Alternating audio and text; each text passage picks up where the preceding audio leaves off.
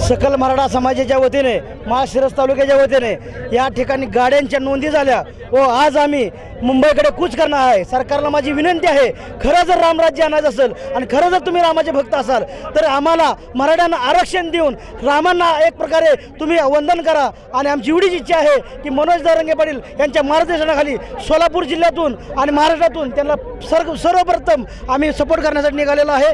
सरकारला माझी विनंती आहे की कुठल्याही दलालांची वाट न बघता हा लढा सर्वसामान्य गरजूवंत गरीब मराठ्यांनी हातात घेतलेला आहे। त्याच्यामुळे आंदोलनात फूट पाडण्याचा वगैरे कुठलाही प्रयत्न होणार नाही। आपण आरक्षणाच्या मुद्द्याचा लवकर निर्णय घ्यावा आणि खरं जर रामराज्य आणायचं असेल तर मराठ्यांना आरक्षण द्यावं आणि रामराज्य आणावं एवढीच विनंती या ठिकाणी सरकारला करतो। आणि किती लोक तालुक्यात आज आमच्या तालुक्यातून सुरुवात झालेली आहे निघायला, तरी आमच्या तालुक्यातून 700 ते 800 गाड्या आजपासून चालू झाल्या आहेत। 26 तारखेपर्यंत कमीत कमी 5,000 गाड्या जाण्याची शक्यता आहे आमच्या।